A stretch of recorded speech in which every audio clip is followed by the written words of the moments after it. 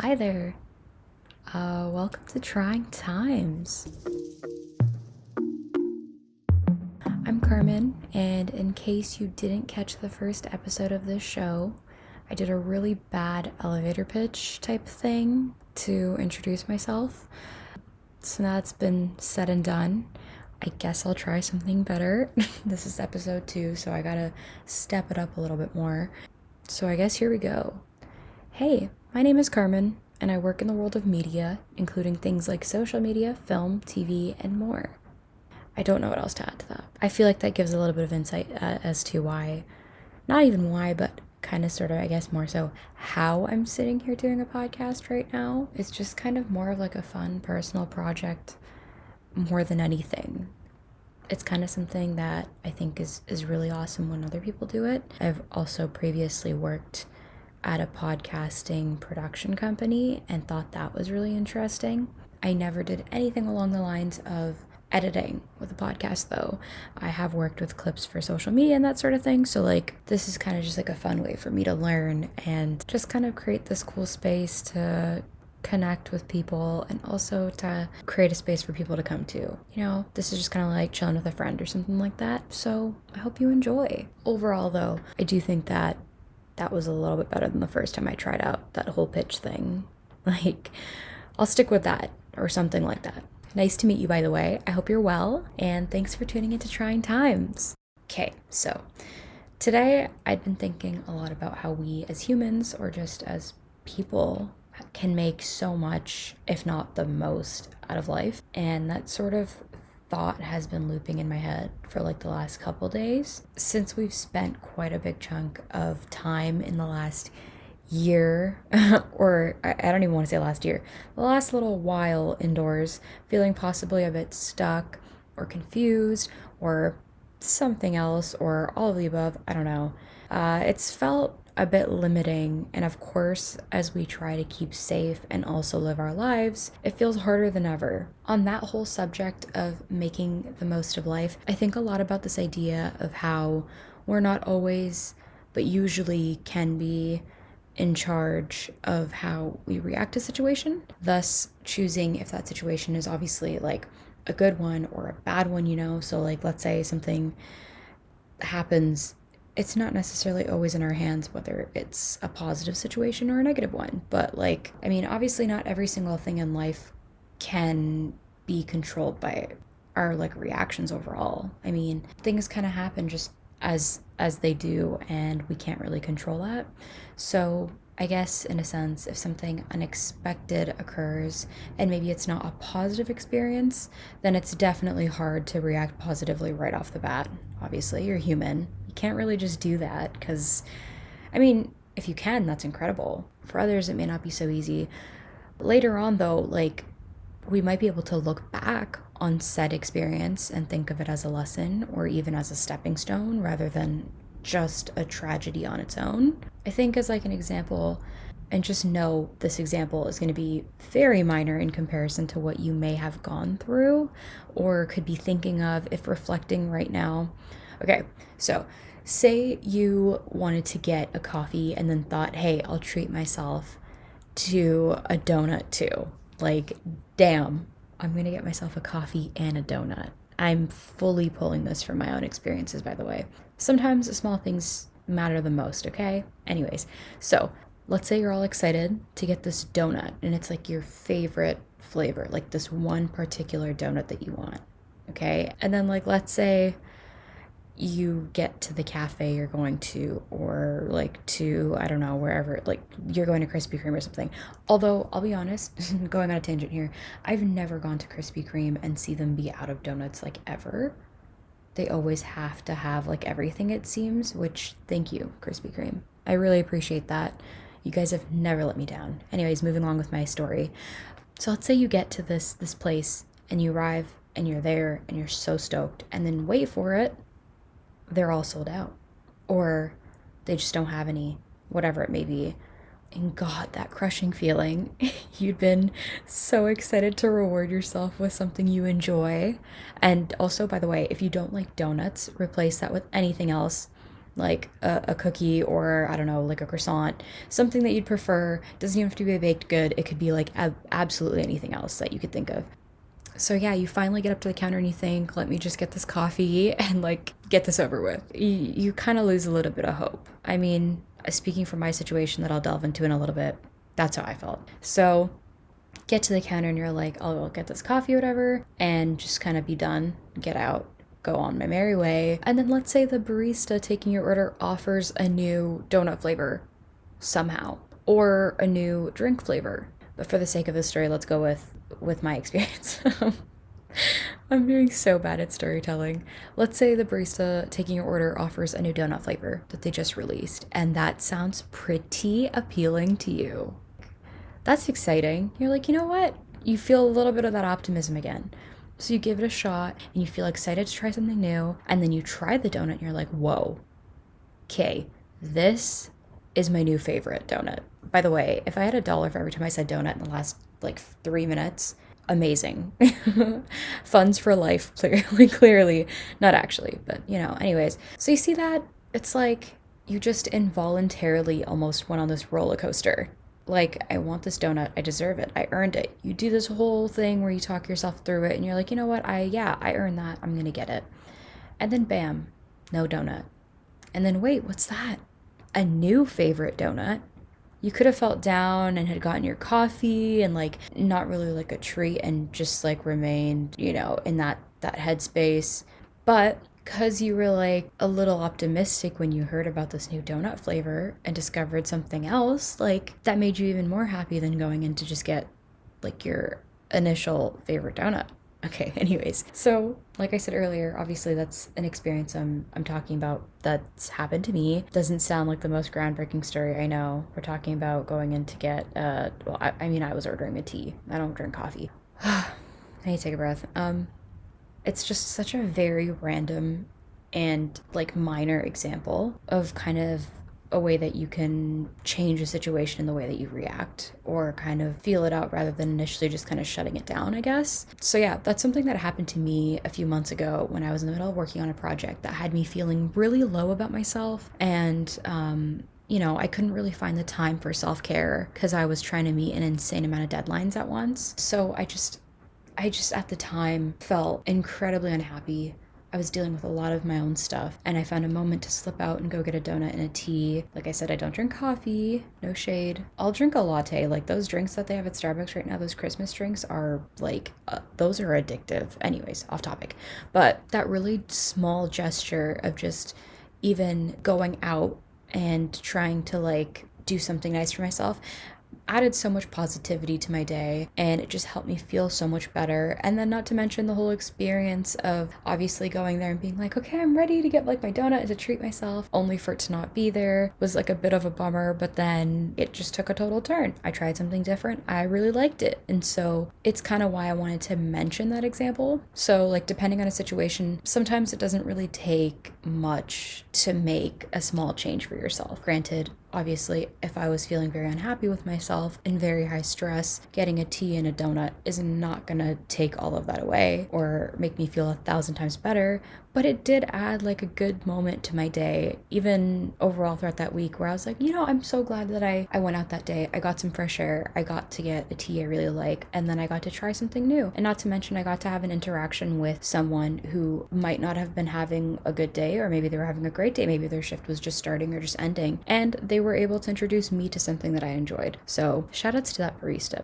That kind of a story and memory and experience just came from this idea in my head that I was thinking about. And I was just like, how so many things impact us each and every day. And there's sometimes very little that we can do. And in other instances, there's so much we can do. I think the most important thing to state with that is it's really up to us to do what we want, to get what we need, to help ourselves. And I know this sounds pretty basic, but the moment I kind of thought of this a few days back, it felt like the realization hit me for the first time ever, which sounds funny, I know. I didn't create this concept. I didn't think of this idea for the first time. This has been around for like eons. I don't know. It's been around forever. Like, I didn't just create that thought, but it's something that kind of brought me this feeling of internal peace and made me feel a lot better. So that was really nice. I don't know about you and where you might be at in your life right now, wherever you are. It's totally cool, by the way. I'm now in my mid 20s, and I feel like when I sit down and ponder some thoughts, it just hits me so hard. It's almost a little funny at this point because it's not like, obviously, like I just said, like I created a thought or that realization per se, but more so, I just kind of sit there and I'm like, damn, I just really never sat down and thought about this on my own before. And so that makes everything just hit realization, I guess, even a little bit harder. And I think that's kind of what I wanted this whole episode to be about, is just this concept of like mindfulness. I just find that concept so intriguing overall. Not only for just obviously literally sitting and thinking, but more so for trying to sit and be still with a thought or even just be still in a moment. Mindfulness is obviously not something you just have to do while you're sitting, but it's just something that you kind of practice more so that every day isn't just quickly passing by. Obviously, this has nothing to do with time travel. Please don't misconstrue the way I'm wording this. I'm trying to think of it like off the top of my head here, but being mindful doesn't make your days slower. It makes you appreciate each passing moment a bit more, or at least think about it and feel it out and just kind of be, rather than have something happen and forget about within seconds because you're so busy rushing on to the next thing, which I think a lot of us can be pretty guilty of, myself. Oh my God, I do this all the time. Like, I feel like a lot of the time I get into a habit of rushing through things and I don't pause, I don't stop to often reflect on it. And so that's kind of why mindfulness is just so intriguing to me, because it teaches you to be so much more appreciative. It teaches you to be so much more open minded. It teaches you to just be so much more in the moment of whatever is happening. So I guess to like provide a better definition, I Googled the definition of mindfulness, or so like I guess I Googled the meaning of mindfulness here. So I could have a more straightforward and strung together kind of explanation for y'all. So here it goes. Here's the definition of mindfulness, okay? Mindfulness is the quality or state of being conscious or aware of something. There's also a different definition, but that was the shorter one that I wanted to read. I felt like it was easier to understand, so there's that. I guess it could be considered a way of drawing more attention to your conscious, to become more aware of yourself, your situation, or your surroundings. And this concept was introduced to me at 18, and it's something I've revisited many times since then. It is something that I learned from actually the therapist that I still see all the time. She's honestly like a good friend to me. She knows more about me, I think, sometimes than I know about myself. That concept was just so interesting to me when she introduced it when I was only 18 years old. And like I said, and now I'm 25. And it's something that I just keep on revisiting. And it's something that you can't really just think about and adopt all at once. It's something that you practice over time. And it feels really tough sometimes. But the goal in it isn't to just like achieve one state of being thoughtful or being mindful or of being still, but to continue to practice that so that every day becomes a little more special for you in a way. Not even just special, but so that every day kind of becomes a little bit more, what's the word? More so that every day becomes just a bit more easy, and it changes your quality of life. Therefore, like the quality of your days, not every day is going to be amazing, but that doesn't mean not every day has to be awful. Like, it just makes you more appreciative for everything around you and your situation, when a lot of the time it can be hard to sit down and be super appreciative of that. I find sometimes when I realize that I'm not being the most mindful, I'm more frantic or anxious than usual. So funny enough, like whenever I forget to be the most mindful, I'm fully reminded that I'm being the opposite and I need to step it up and be better. So I think it's kind of interesting how that happens. I've said this to like close family and friends a couple times, and I don't mean it in a bad way, but 25 years old is really not that grand of an age. Like, it's kind of interesting. A lot of the time, if you have friends that are the same age as you or younger, and then you have family around you that's typically older, and like family friends or relatives that are typically older than you, it's like you don't realize in the moment that you're still fairly young. You feel kind of like you got to do so much and you got to just kind of keep moving forward and can't really take a moment to stop because you're going to miss something, or like you don't think that you're going to miss something. You just kind of don't want to stop because it's like, well, you're on this this good tangent, this good, like you're on a roll kind of thing where you can just kind of keep going and you're not going to miss out on anything. But that's absolutely not true.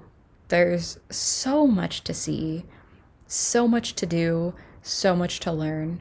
So it's kind of interesting to me how from 18 until now, that's the one thing I'm still so heavily working with and working on. I think it just goes to show this is something that can be practiced at any time or any age. So I feel like it's a pretty general concept that a lot of people know about. Like, I'm not delivering any groundbreaking news here, but I do think it's something that everyone should learn about. And like, whether that's something you're interested in or not, I think it's just a cool concept overall to know about.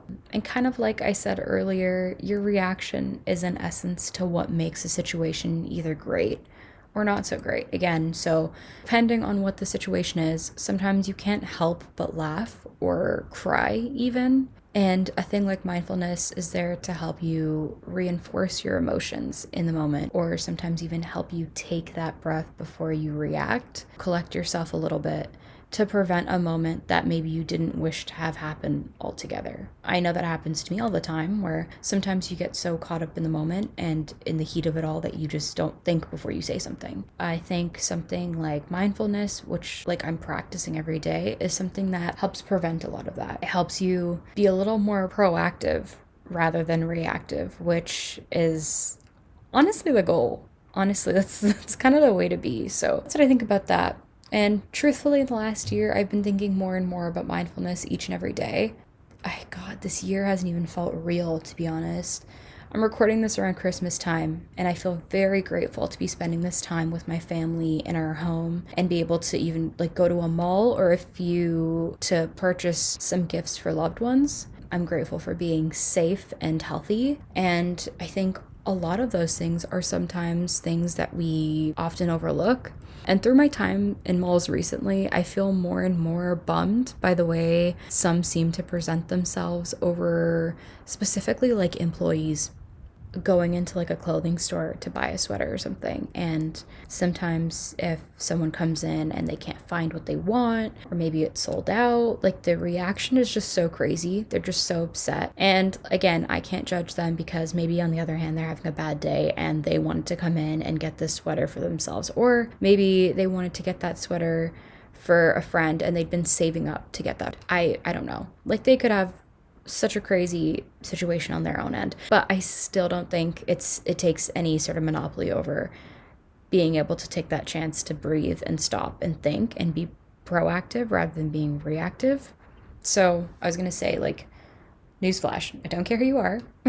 Don't be an asshole to an employee in a store, because it's just, I try to do this a lot of the time where if I'm in a situation, whether it's happening in the moment, or usually honestly I'll try to do this afterwards, because sometimes you can't be this reactive or proactive in a moment, and it is natural to be more reactive.